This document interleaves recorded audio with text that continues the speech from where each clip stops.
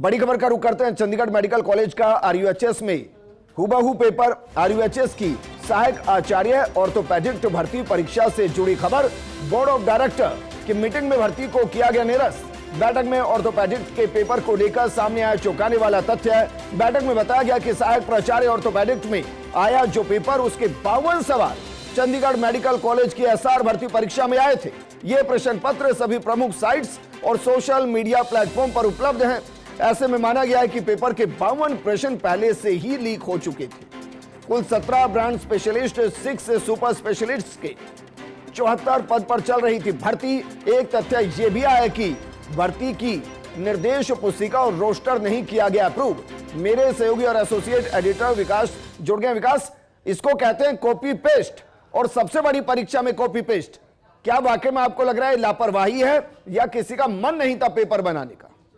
हाँ देखिए, बिल्कुल आरयूएचएस की जो सहायक आचार्य भर्ती परीक्षा है, जो कि पिछले दिनों जब बोर्ड की बैठक की गई थी, उस बैठक में तमाम जो भर्ती विषय जो निरस्त की गई है उसमें यह भी परीक्षा भी थी।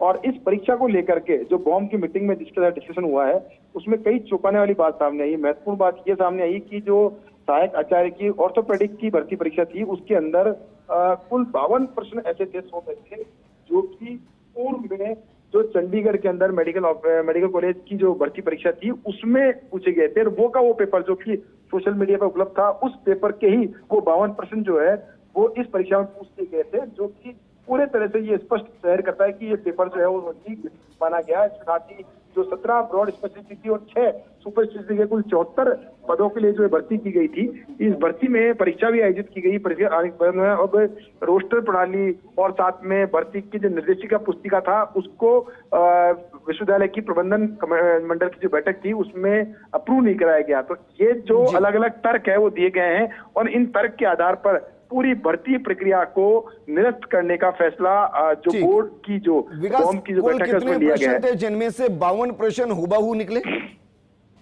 देखिए, अगर कुल प्रश्न की बात करें तो 100 प्रश्नों का एक पेपर था, जिसमें से 52 प्रश्न हुबहू जो चंडीगढ़ के मेडिकल कॉलेज की परीक्षा में जो पूछा गया था सवाल, सीनियर रेजिडेंट की परीक्षा थी उसमें पूछा गया था, वो का वो सवाल इसमें आया था।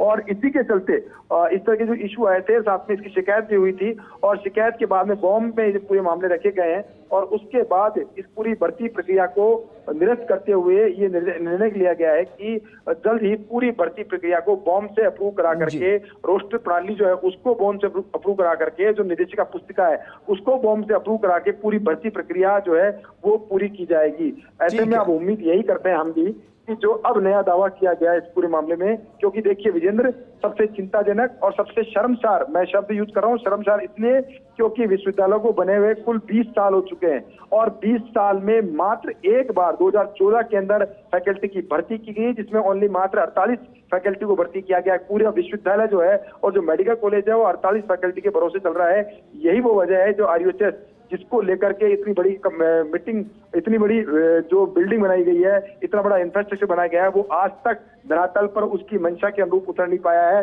आज भी अगर आरयूएचएस की बात करें तो वहां पर सिर्फ जो अलग अलग लोगों को बुलाया गया है, अलग अलग जगह से डॉक्टर को बुला करके लगाया गया है, उसके हिसाब से ओपीडी आईपीडी का संचालन किया जा रहा है, जो कि अपने आप में चिंताजनक बात है। हालांकि खुद सूबे के मुख्यमंत्री हैं वो काफी चिंतित इस पूरे मामले को लेकर के, और उन्होंने ये निर्देश दिए हैं कि इसको पूरी तरह से